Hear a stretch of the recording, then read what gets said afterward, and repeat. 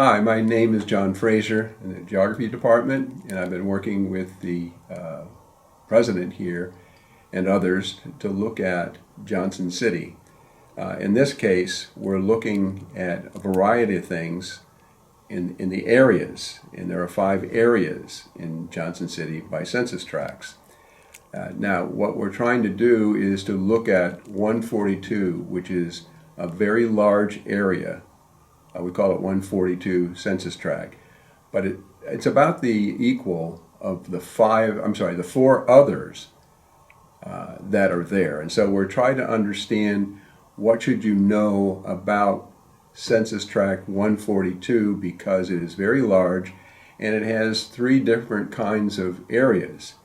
One of those areas is the Commons, and it's a commercial area likely, but it's going to be other things, but it's really a commercial, etc., on its own.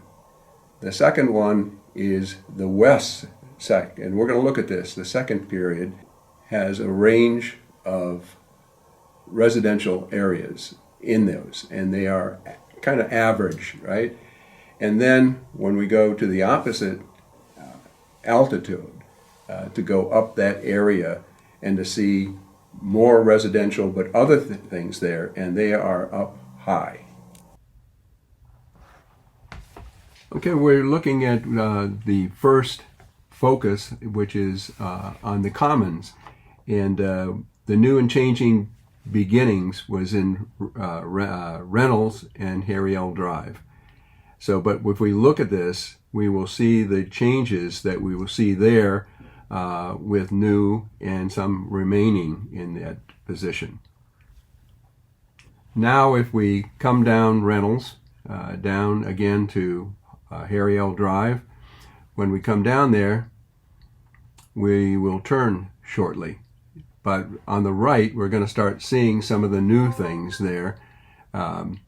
Those some are on the inside, but on the outside, for example, is Dick's, right? Sports. And looking at Key Bank is there, and some others. But if you look across the street, you'll see Wegmans is there.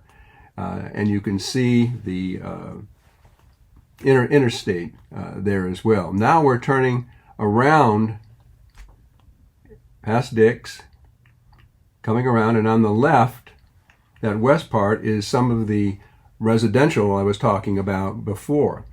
But also now come back to the Commons, you can see one place that's been there for quite some time, and that's Penny's, J.C. Penney's. So that's being shown, and on the opposite side it would be there as well.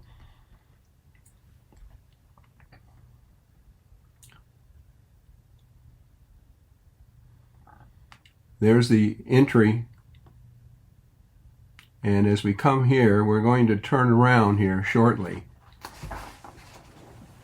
And now we're going to see on the back here, toward the north, is the Guthrie, and that is once Lord's, but now it's a very large place for a whole variety of things you can do. And also there is the factory beer place. And now we'll come around here and come around, and we'll also see we have apartments, the Mountains apartments, and rightly saying the Mountain. And as we come down, you'll see a few things like the warehouse carpet and others as we come back around to come the interchange between Reynolds and Harry L. Drive. And by the way, we were just looking now to start to look up. We talked about the mountains, and so that is to our left, and we'll come back there in just a few minutes. Looking up, and it's harder to see, but to tell you that Fairview, the first arrow there, yellow one, what you're having here is what we call the meander, and it's so high as these turn, it's deliberately pull to the left, and then it'll pull to the right, so they're not coming right down a highway. So that's seeing where we will be going here in just a few minutes on this eastern part, but very, very high. We are again going up Fairview, and as we go up there, we go on the left, we will see Calvary, and as we go on, there's other things you can see, and you look right up on top there, and you see some of these large expansive houses with high money. And so we're going to do this after we turn left here and go to Columbia.